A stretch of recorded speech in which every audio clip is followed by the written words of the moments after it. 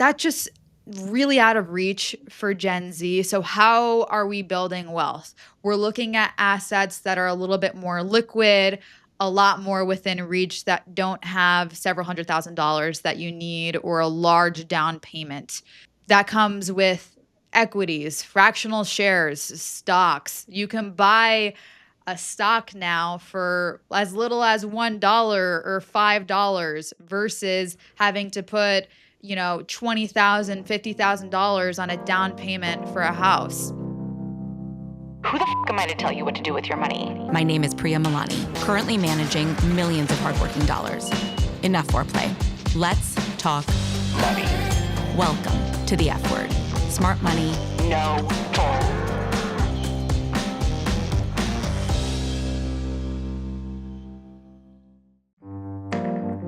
Okay, confession time. We talk to high earners every day who feel like they might be behind with their money. If that's you, you're probably not behind, but you do need a plan. Visit stashwealth.com and our fiduciary advisors will help you build one. Back to the episode. Taylor Price, welcome to the show. Thank you for having me. I'm so excited to have you. You're better known as Priceless Tay, and you're a Gen Z money expert, which is so cool because you're for Gen Z and I'm on, let's say, the elder side of elder millennial. So this should be an awesome and very interesting conversation. I'm so excited to introduce you to the audience because you've built an incredible media brand. Like, wow. So impressed. I love what you're doing with Priceless Tay. It's so fun, so accessible. But just to take it back a sec, I'm curious, like, what was money like for you growing up? Well, first off, I want to say thank you so much. And I get the question very early on. You mentioned my platform, Priceless Tay, and my name being Taylor Price. It's one of the questions that Forbes just asked me in LA on stage at the Creator Upfronts. Is your last name really Price? Yes, it is. I got to thank my parents for that one.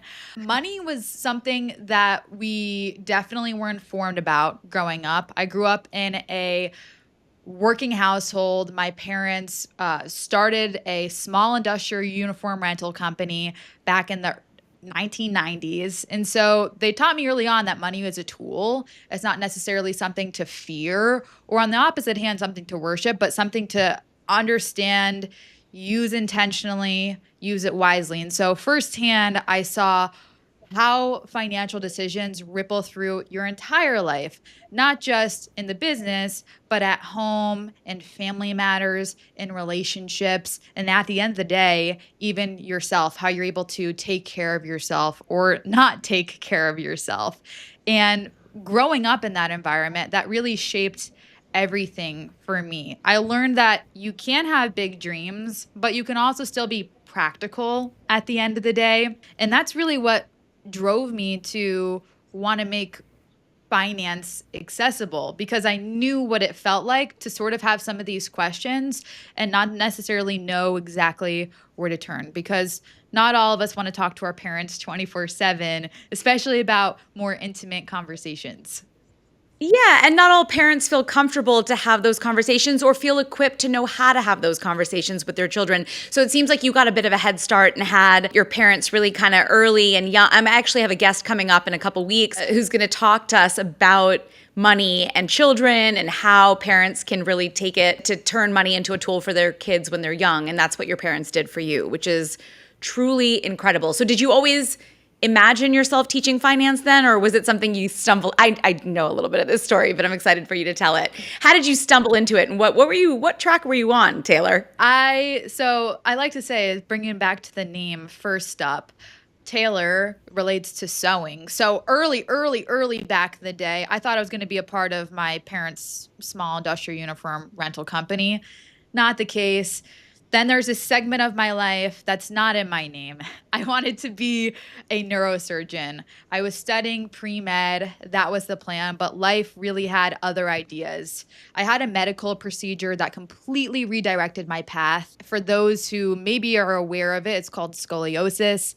I was at a point where I had to get a major surgery, and at first it was devastating, but that experience taught me something very powerful. Sometimes I mentioned this too, not directly on stage at Forbes, but it was in some line that we were chatting with people. Some dreams die, so better ones can be born. And with that said, fast forward, I dropped out of college. I transitioned majors and I asked my mom, what should I do with my life? And in this transition, she said, why don't you go into finance?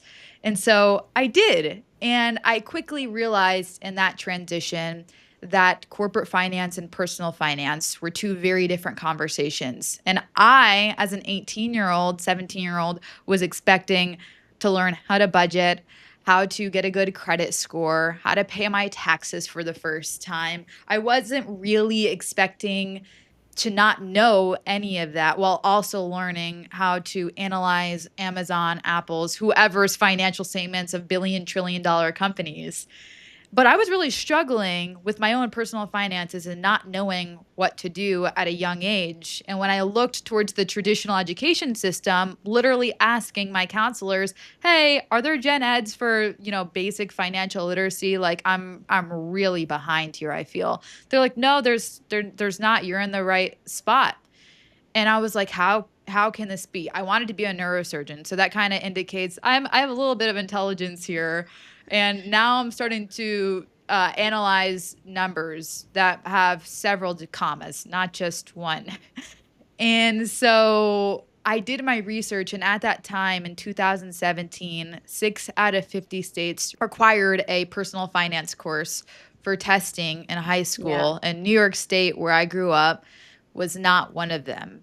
And so that really pushed me to start this conversation of why aren't we talking about this in school? I am now a corporate finance major, and yet I have no idea about personal finance. How can this be? Started as a blog, then turned into videos after. Gen Z doesn't really like reading. We like watching videos. We like YouTube, Instagram, now TikTok. TikTok wasn't a thing really when I first started, but in 2019, when it was a dancing platform, I decided, you know what? Let me bring this handy dandy financial literacy stuff that I've been talking about on YouTube and Instagram over to TikTok and see how that goes. Were And you dancing? no, I wasn't. I wasn't really doing the pointing on the screen or anything like that. There's some videos early on back in the day, but it really was just me talking to the camera. And back then, you could just talk to the camera and poof, if the topic was good, it would go mega viral. And at that time, again, I was the only one, at least as I know, my age, 17, 18 years old at the time. And it was like, I'm struggling with this too. And by the way, I'm in the UK. I'm not even in the US. And then I was like, oh, wait, this isn't just like a New York State problem. This isn't just a United States problem. This is a global, I like to call it silent pandemic, because at the time before COVID, nobody was talking about it. And then COVID happened. And then there was these two struggles going on, both physically from the medical perspective of what was going on globally, and then as well as what was going on financially. People getting laid off, not knowing what to do with their money, stock market crashing, then rebounding, and all these different things going on. And so long story, but that's really how I got started. And to recap, I did not imagine myself teaching finance. Your advice was at the right place at the right time. Exactly. Kind of. Yeah. That's incredible. I mean, it's one thing to put a blog out there and even a couple of TikToks. It's another thing to turn yourself into a major media brand, which is what you've done with Priceless Tay, because you are all over the place. You just spoke at Forbes, as you mentioned, not for the first time even. You've really made a name for yourself. You met Barbara Corcoran. You've done all kinds of incredible things. What was the switch for, I'm just going to teach personal finance and budgeting online, to no, wait, this is an empire. This is way bigger than I thought. Yeah, Priceless Tay was born out of frustration, honestly. I was in my late teens and early 20s trying to figure out money, and everything that I found was either way too complicated or way too boring or talked down to me like I was a child. And at the time, there was nobody there who I could relate to or speak like a friend. There was resources that traditional financial advisors use. And then there was blogs, which I won't name, but there's blogs that are still great out there today, but they're not beginner friendly whatsoever. There's so much financial jargon. And for somebody my age, it was just way too complicated. So when I brought the message really onto TikTok and I had that moment of virality, I decided to make it into a movement, not just having this one moment where it's, yeah, this conversation was really important. Like, let's move on from it. It was, no, this conversation was really important. Now, what do we do? Let's create a movement. Let's talk about it more. Let's do bigger things. Let's go on podcasts, for example, like this one. Let's go on stage. Let's go to colleges, speak. All of these things really amassed to now where there's so many people like me talking about finances online. I mean, people even are now just outside of work wanting to create content on, this is what I'm doing for my budget this week, on my groceries, on my gas, on my Amazon impulse purchases that, oh, wait, I decided to say no to. I'm just going to put it in my notes app. De-influencing what you don't need. All of everything is starting to tie back to money from the consumer perspective. At least that's what I'm seeing on social media nowadays. Oh my God, so true. That's incredible. I love your energy. I am so inspired by you. You're barely in your mid-20s and you are crushing it. Just for context, can you tell us like what age range counts as Gen Z these days? Yeah, it's 1997 to 2012. Depending on who you ask, sometimes it could be 1995 to 2010. Okay, that's helpful. So 30-ish So or they're younger? they're a little bit younger than 30 right now. So I'm 25. I'm a Gen Z. I was born 2000. So they're about, yeah, as you mentioned, a little bit under 30 and then in their late teens.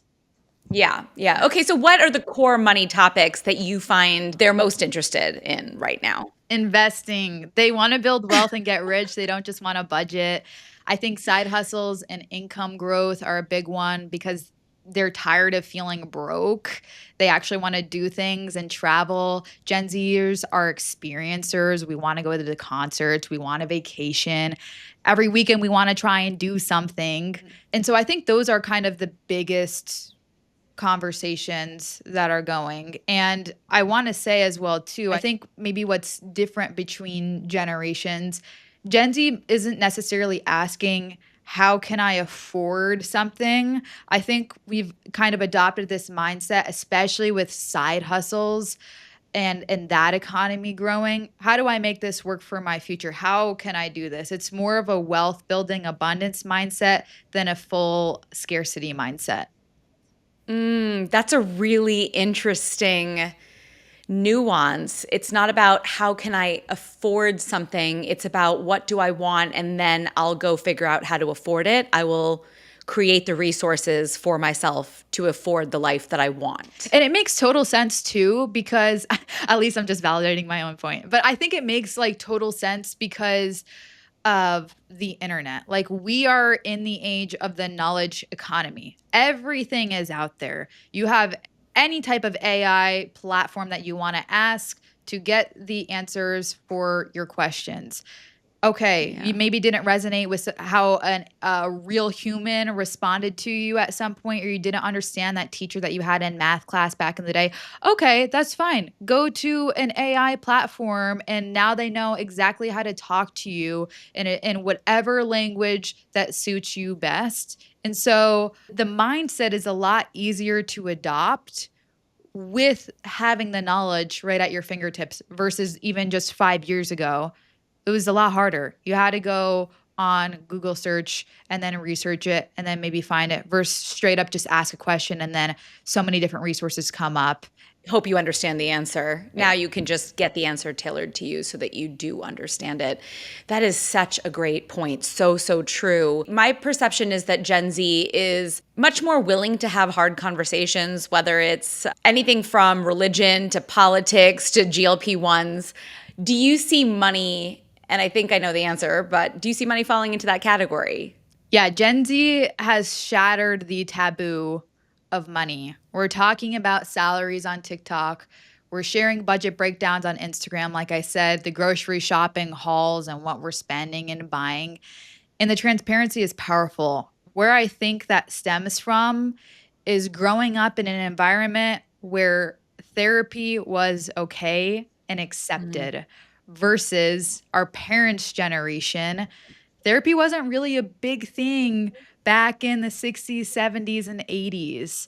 Therapy now and having conversations and being more open is definitely something of the 2020s, by no doubt whatsoever.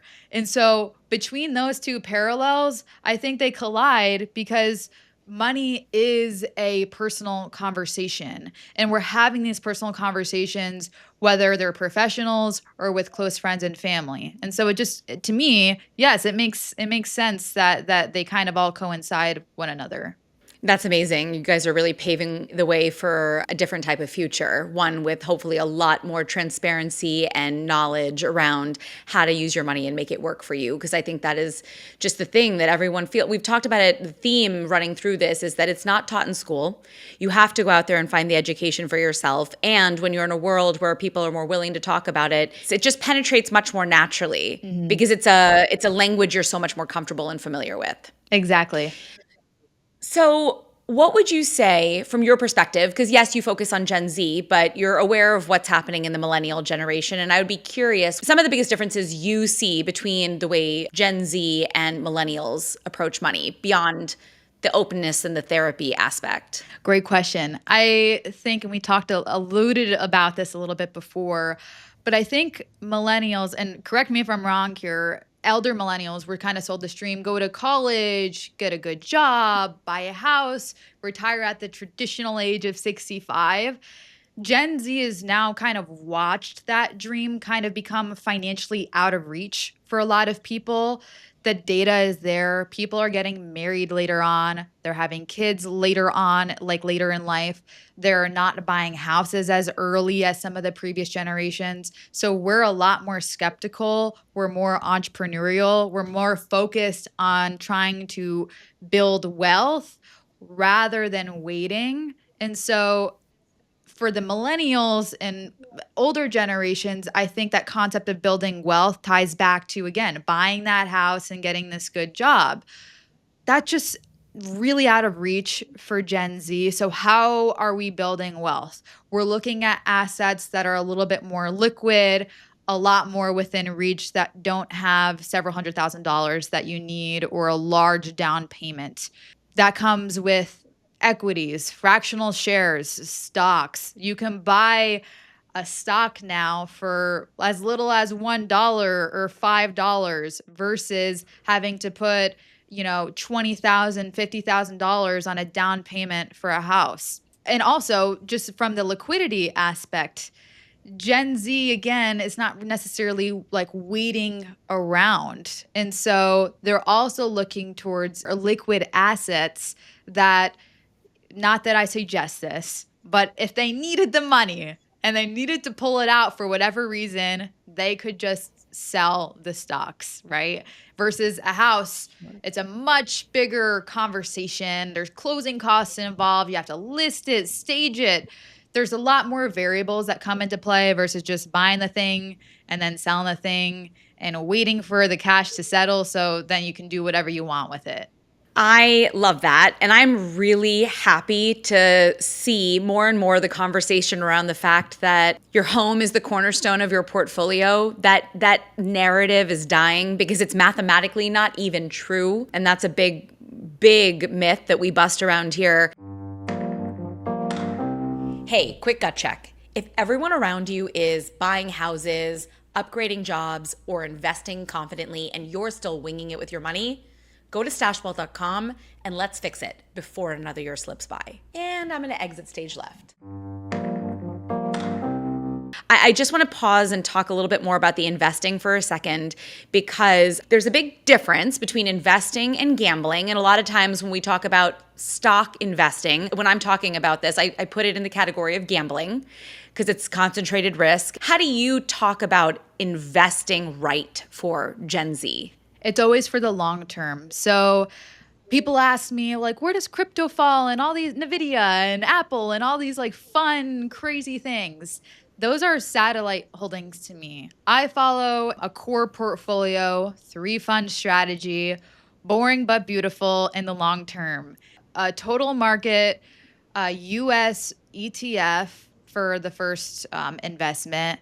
Then it's an international fund, and then it's a bond when you become that age. Now, I'm 25 now, so I'm not hedging my bets here. I'm taking as much risk as I can. I don't plan on retiring soon, but asset allocation and how the mix is might vary. Again, don't take this as advice if you're older.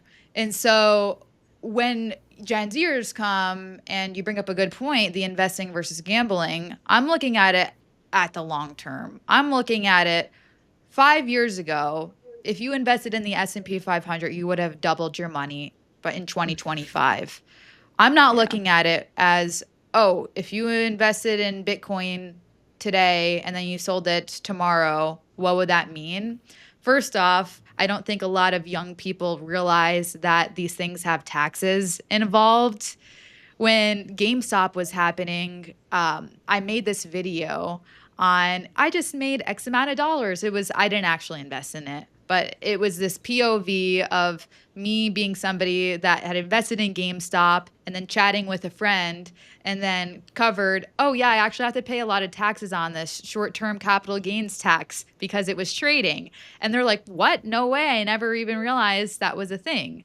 And I also think that's something that a lot of young people don't really realize. So long-term investing, when you're doing it right, it's optimized in all aspects of growing your money in the long term, saving on those taxes because long-term gains are taxed differently than short-term. And then I also talk about, at least on Priceless Tay on my platform, that where you invest is just as important as what you invest in.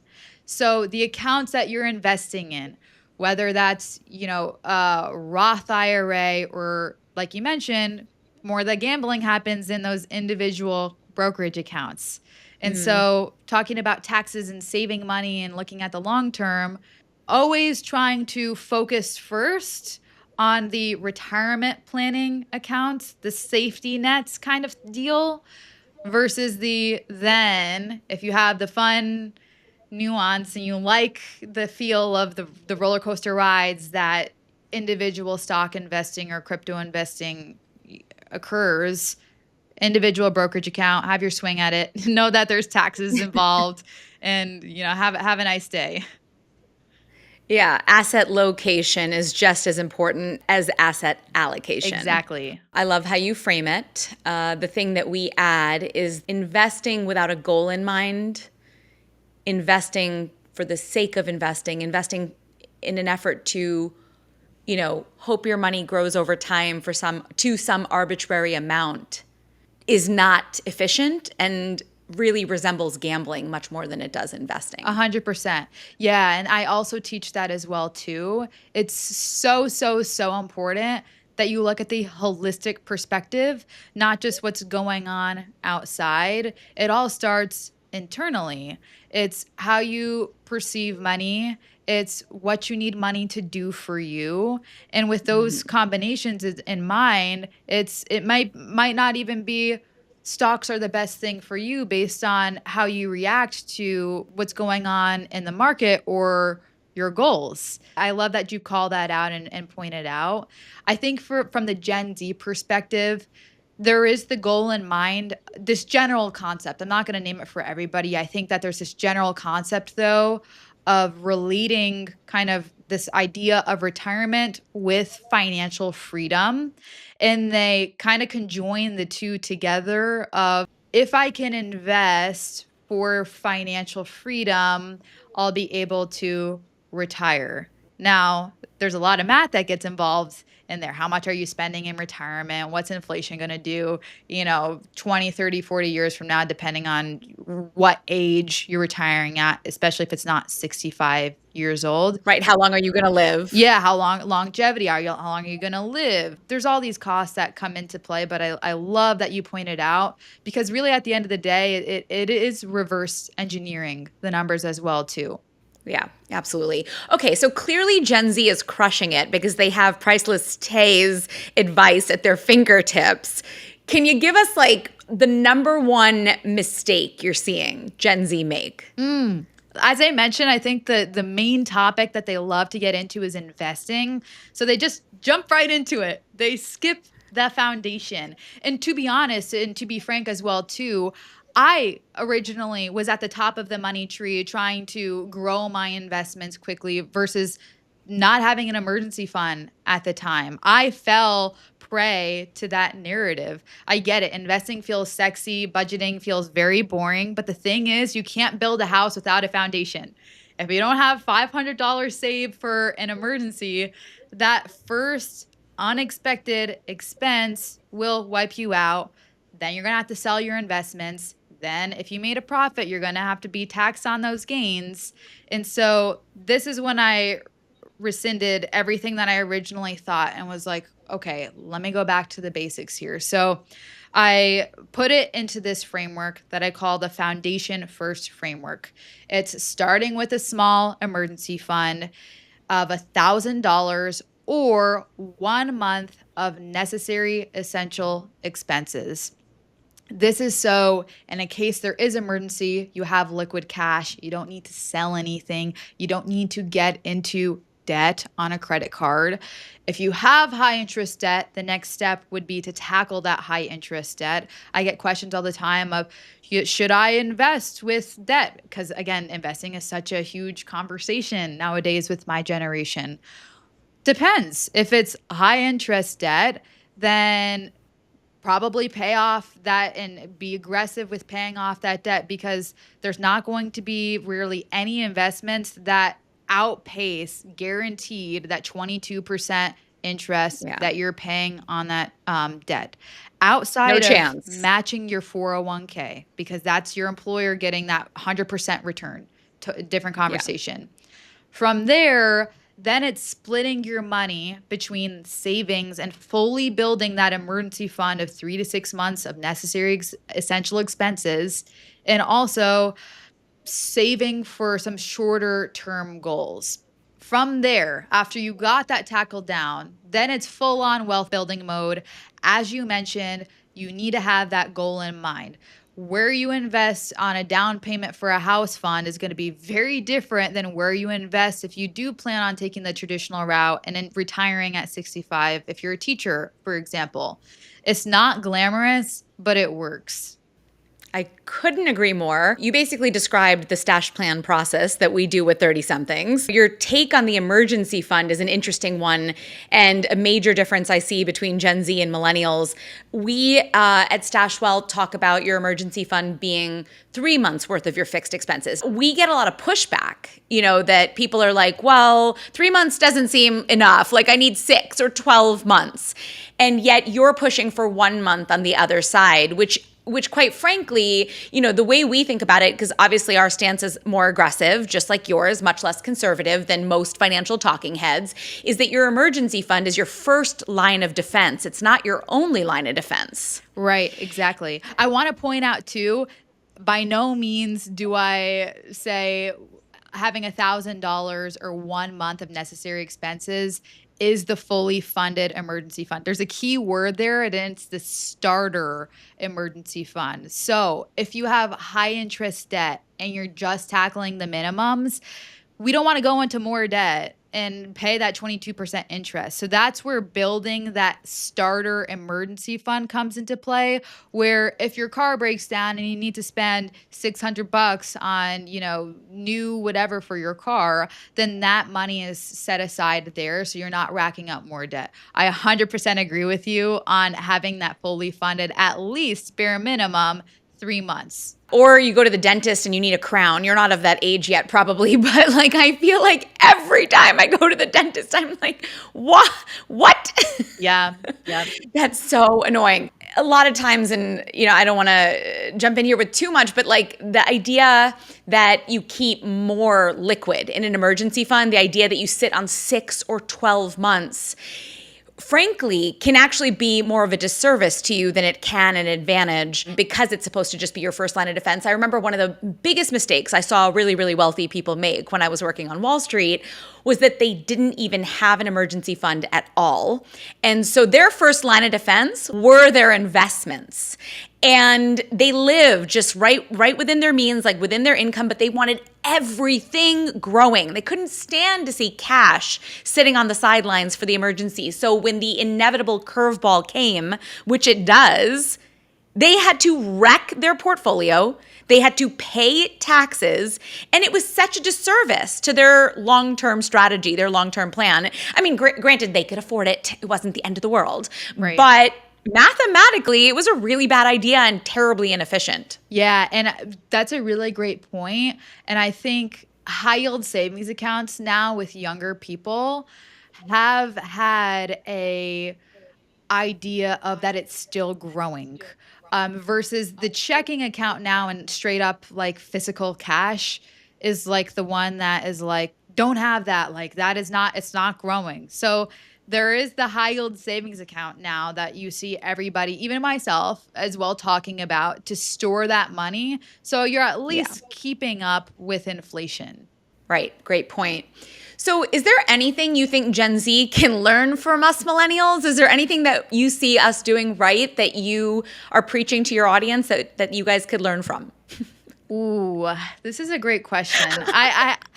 Millennials have been through a lot. We got to be doing something right. Yeah. I really think as far as the long-term game it goes is that millennials are still in this mindset of, you pointed it out, you said it yourself, longevity. When I was talking about the retirement, one of the things that you pointed out was the longevity aspect of things. And I don't think that Gen Z, quite frankly, is there yet thinking about how long are they going to live, or like how long are they going to need to sustain this money for.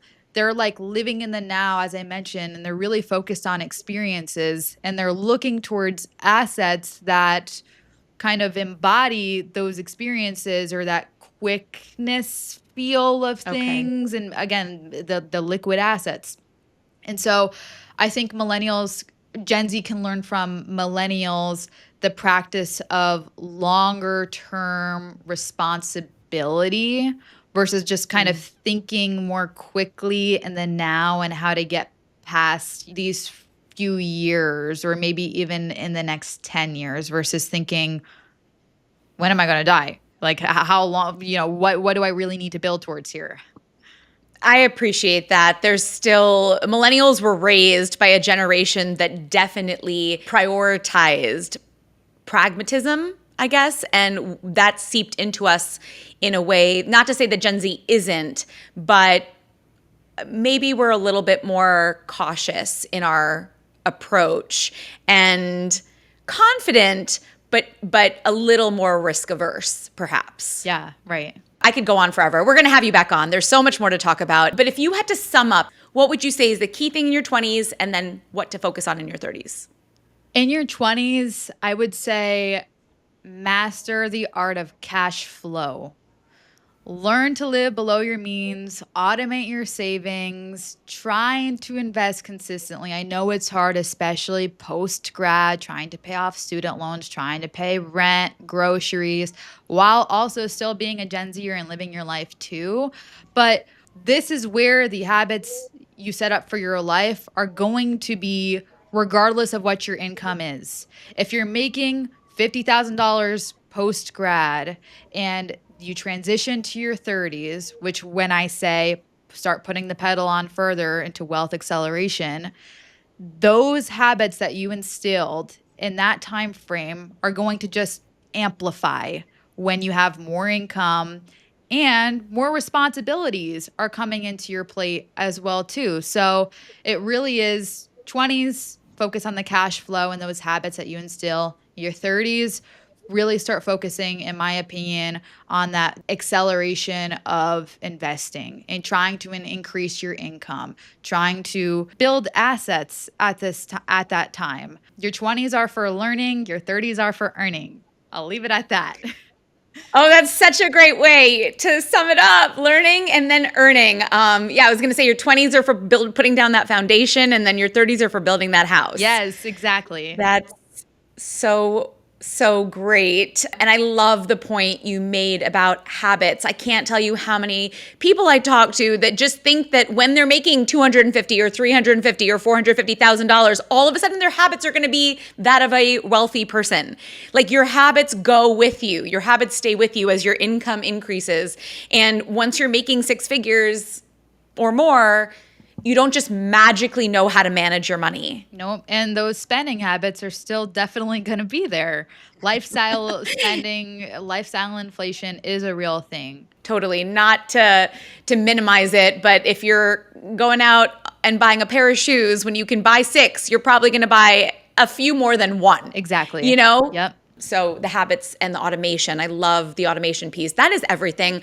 I think so many people underestimate the value of automating your financial life. It is so much more fun to make progress without lifting a finger. And it is 2025. You can automate basically every aspect of your financial life. You don't actually have to be good at this stuff or be paying attention or be watching CNBC. You can literally be making your money work for you and do whatever, live life. I have a fast follower question. I said no more questions, but I have a fast follower question that I like to ask. So I'm going to put you on the spot a little bit. Taylor, when you get sad, what do you buy? See, I have this thing where if I get sad, I go to work. Like, my work is my outlet, and a lot of what I do is a creative aspect of it as well too.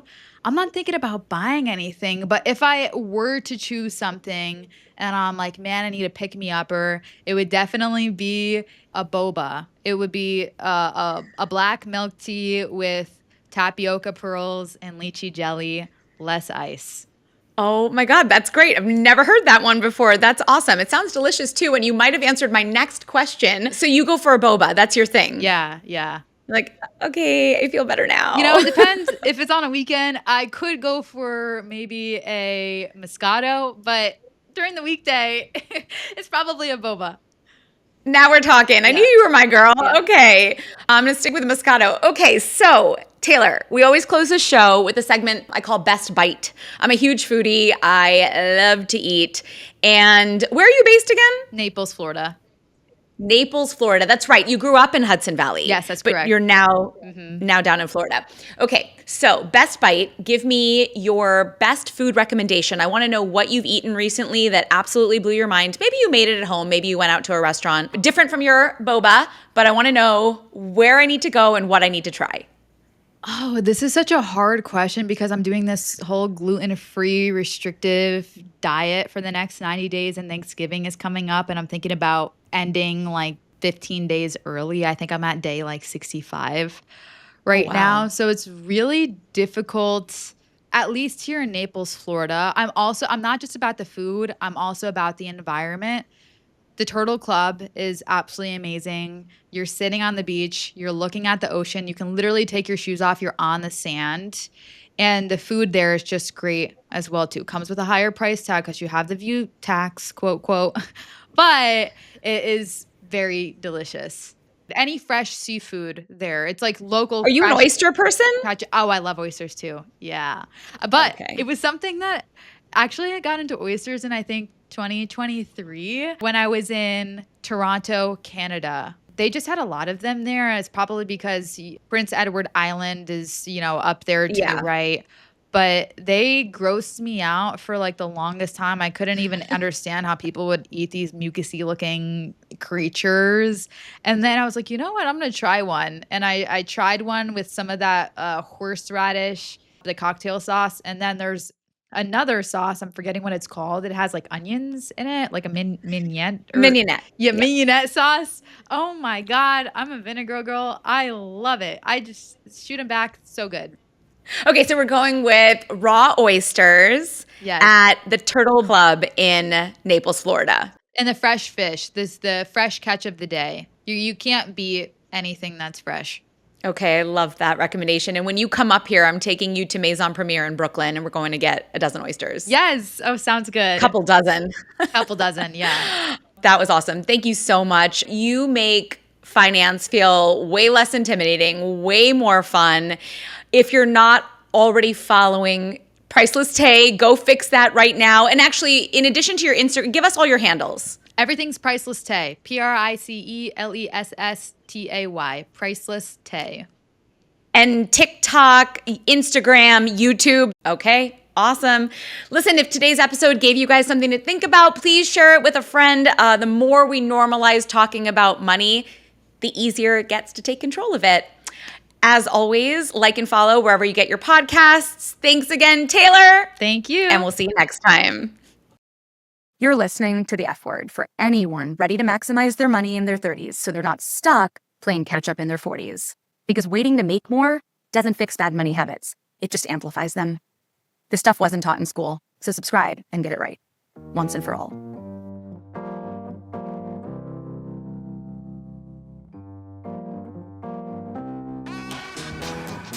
Thanks for listening to The F Word with Priya Milani. If you like what you heard, hit subscribe wherever you're listening and leave us a review while you're at it. We're approval junkies. Don't forget, you can find a ton of great resources, content, courses, and other freebies at stashwealth.com. Now, for the capital S stuff our lawyers want us to say. StashWealth is a registered investment advisor. Content presented is for informational and educational purposes only and is not intended to make an offer or solicitation for any specific securities, product, service, or strategy. Consult with a qualified investment advisor, that's us, before implementing any strategy. Investing involves risk, including the loss of principal. Past performance does not guarantee future results. There, we said it.